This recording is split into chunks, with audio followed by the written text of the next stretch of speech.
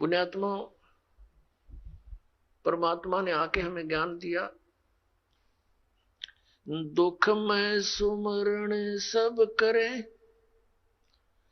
सुख में करे ना कोई। जय सुख में सुमरण करे, तो दुख काहे को होवे। सुख में सुमरण किया नहीं, दुख में करते याद। कह कबीरता दास की, कौन सुने फरियाद। परमात्मा ने आके बताया कि दुख में तो सब भगवान को याद करते, और सुख में याद नहीं करते। सुख में सुमरण किया नहीं, और फिर दुख में करते याद। कह कबीरता दास की, फिर कौन सुने फरियाद। तो पुण्यात्मा, जो व्यक्ति आज अपने आप को इस झूठे सुख में सुखी मानता है, और वो इन आपदाओं के आने से पहले ही परमात्मा के चरणों में लग जाता है, भक्ति करता है, तो उसके ऊपर आने वाले कष्ट, कर्म के कष्ट नहीं आएंगे। और जो इस झूठे सुख में मस्त है, पुण्यात्मा, प्रत्येक प्राणी का प्रारब्ध बनाया जाता है। प्रारब्ध बोलते हैं हमारे पुण्य और पाप, वहां भगवान के दरबार में संचित हैं, डिपॉजिट है बैंक में। तो उनमें से जब हमारा मनुष्य जीवन आता है, एवरेज रेशो में पुण्यों के हिसाब से पुण्य निकाल लिए जाते हैं, और पापों के हिसाब से पाप, दोनों का मिश्रण करके आपको एक मनुष्य शरीर मिलता है। जिनके पुण्य अधिक संचित हैं, उनकी पुण्य की रेशो जीवन में ज्यादा होती है, लेकिन पापों का समावेश भी अवश्य होता है। तो जब तक पुण्य चलते हैं, तब तक तो ये सोचता है कि मेरे ऊपर कुछ नहीं होने वाला, और जब पापों का दौर शुरू होता है, फिर ये भटकता है, रोता है बुरी तरह टक्कर मार मार के, फिर परमात्मा को याद करता है। उस समय परमात्मा उस विषय में कहते हैं, आज 6 दिन पाछे गए, गुरु से किया ना हेत, अब पछतावा क्या करे, चिड़िया चुगेगी खेत। फिर परमात्मा दयालु है, कहते हैं, पीछे गई सो जान दे, ले रहती को राख, उल्टी ला चढ़ाइयो, करो अपूठी चाक। अब दयालु क्या बताते हैं कि अच्छे दिन पीछे गए, सतगुरु की तलाश की नहीं, और अब क्या पछतावा करे, समय रहते अपने खेत की रखवाल करी नहीं, खेत को चिड़ियों ने खा लिया। फिर परमात्मा कहते हैं कि चेत सके तो चेत ले, आधा आधा पदा उभार, कि जो थोड़ा बहुत बचा है तेरा, अब इसको संभाल ले, इसको उभार ले, अब भी बात बन जाएगी।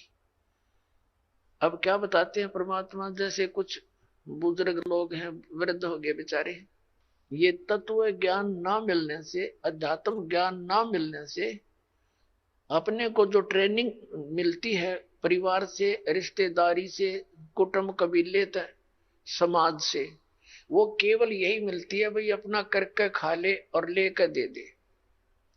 ये तो एक नेक आदमी पुरुष का कर्तव्य बनता है, ये तो फर्ज होना ही चाहिए। लेकिन इसके साथ साथ हमने भविष्य का जो करना था, वो परमात्मा की साधना, धर्म, पुण्य करने थे, वो ज्ञान के बिना वंचित रह गए। और वो ज्ञान मिले सतगुरु और संत से, तो परमात्मा कहते हैं आखिर तुझको कौन कहेगा गुरु बिन आत्म ज्ञान।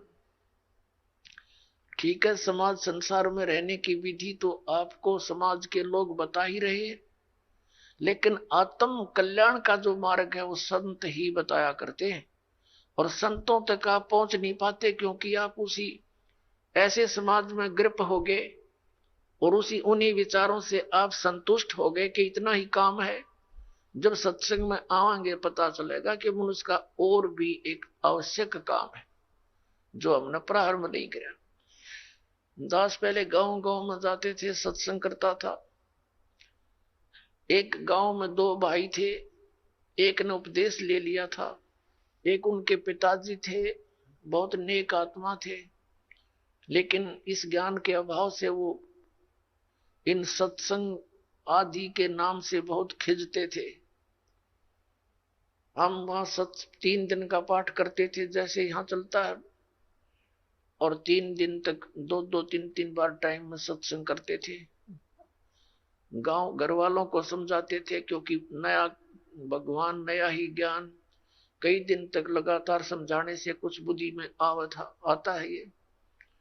तो हम सत्संग कर रहे थे, उन घर वालों ने अपने सभी भाईचारे को कह दिया था कि हमारे घर में 3 दिन कोई भी हुक्का बीड़ी तंबाकू का प्रयोग करने नहीं आवे, या घर में बीड़ी तंबाकू लेकर भी नहीं आवे। तो क्या हुआ कि उनका बूढ़ा ऊपर चौबारे में आंगन में, गर्मियों के दिन थे, ऊपर हुक्का भर कर बैठ गया दूसरे भाई अपने पुत्र के घर पे। हम सत्संग करते रहे। तो जब सत्संग समाप्त होने को हुआ, रात पहले दिन सत्संग सुना दिन में, फिर रात ने सुना, तो अगले दिन वो रात्रि के समय सत्संग समापन हुआ, बूढ़ा नीचे आ गया। लगभग 70 वर्ष की आयु थी उसकी। अब वो आके हमारे पास बैठ गया जमीन पे, और उसकी पुत्र वधू ये सोच रही थी बूढ़ा पता नहीं क्या बोल लगा महाराज जी को, पता नहीं क्या कह देगा यू, क्योंकि इनने कभी ये काम देखे नहीं, और पता नहीं क्यों आ गया यू तो बहुत चिढ़ा करता है इन बातों से। वो बैठ के और आंखों में पानी भराया, रोने लग गया। मैंने पूछा क्या बात होगी बाबा, क्या बात है, क्यों रो रहे हो आप? ने बोला जी जो ज्ञान आपने सुनाया ये बात तो आज तक हमने कदे सुनने को ना मिली। हमने तो लक्ष्मी चंद की रागनी सुनी है और कोई सांग सिनेमे देखे, और मैं तो इतना मेहनती आदमी था, इन पुत्रा के 2-4 किले आवे थे, मैंने इनके 12 किले बना दिए। 12 एकड़ जमीन, 8 एकड़ और मोल ली मेहनत कर करके। और ईब मेरा क्या होगा, मैं तो 70 साल की उम्र होगी मेरी, अब मैं क्या करूंगा, क्या बनेगी मेरे साथ में? मैंने तो इस ज्ञान से सारी रात नींद आनी बंद हो गई, और अब मेरा खाना पीना भी छूट गया। अब क्या बनेगा मेरा, क्या होगा, मेरी तो उम्र जाली। और उसकी पुत्र वधू भी वहीं बैठ गई। बूढ़ा आज तो बहुत अच्छा बोला, और वह ध्यान से सुना कि जो क्या हो गया बूढ़े के एकदम। ने बोला जी क्या मेरा भी कुछ हो सकता है? मैंने कहा देखो विश्वास करो, अब जैसे कुएं होते थे पहले बहुत गहरे, और उनमें 100-150 फुट नीचा जल होता था, उसको निकालने के लिए एक लंबी नेजू हुआ करती रस्सी, बहुत मोटा, इतना मोटा रस्सा, और 150-200 फुट लंबा, और उसके बाल्टी बांध दी जाती थी, और वो बाल्टी से पानी निकालते थे तो 100 फुट दूर तो खींच के ले जाते थे 2-3 जने, और फिर बाल्टी से जल निकल आता था। तो मैंने कहा कि जैसे कुएं में बाल्टी जा रही हो और नेजू हाथ से छूट गई रस्सी, और वो तो जा रही है, और भाग दौड़ के और उसको पकड़ने की चेष्टा कर ली, यार वो हाथ में आ जा लास्ट की 6 इंच भी ठहगी, लास्ट की गिरते गिरते अगर 6 इंच भी बची हो और हाथ में पकड़ी जावे तो क्या हो, वह रस्सी बाल्टी भी बाहर आ जा और पानी भी साथ आवे, जल भी भरा होगा और बाल्टी भी मिल गई, कुछ भी ना गया। अरनू का जान देव तो जाए ली, तो वो तो जा ही रही है, फिर तो पड़ गए कुएं में, हाथ से छूट गया मनुष्य जीवन। मनुष्य जीवन के अंतिम सांस में भी ये सत भक्ति आपको मिलेगी, आपको मनुष्य जीवन मिलेगा, ये गारंटीड बात है।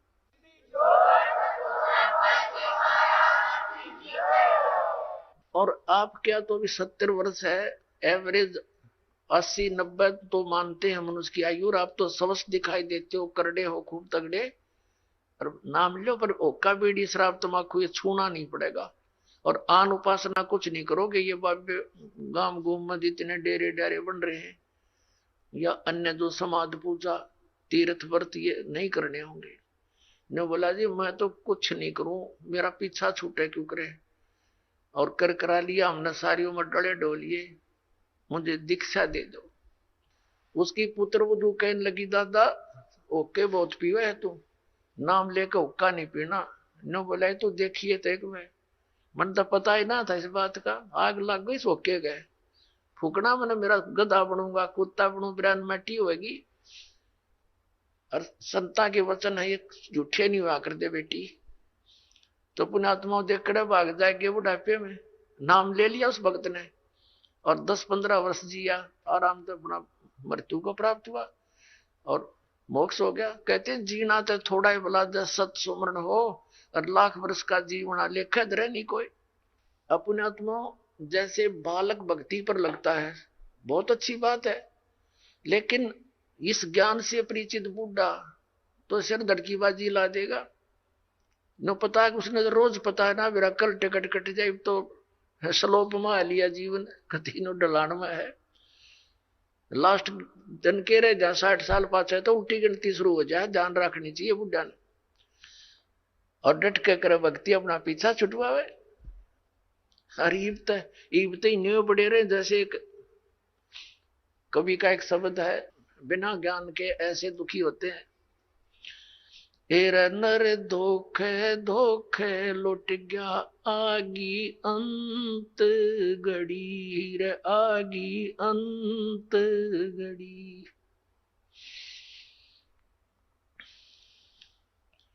एर नर धोखे धोखे लुट गया आगी अंत घड़ी रे, आगी अंत घड़ी।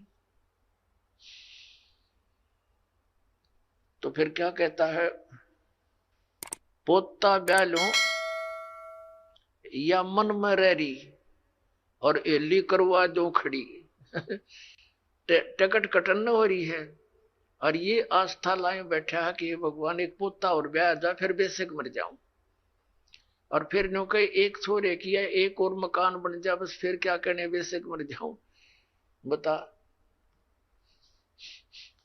इस प्रकार की आस्थाएं अज्ञानता से वृद्ध अवस्था में ये ज्यादा बढ़ जाती है, और जब ज्ञान हो जाएगा तब अपना माला लेके और बैठ जा कुण में, ना ताश खेले, ना होके पाड़े, ना गप्पे मारे, दिन रात एक करके अपना भक्ति करा के पीछा छुड़वा। तो इस प्रकार पुण्यात्मा परमात्मा कहते हैं पाछे गई सो जान दे, और ले रहे तीन राख, उल्टी ला चढ़ाइयो करो अपुटी चाक।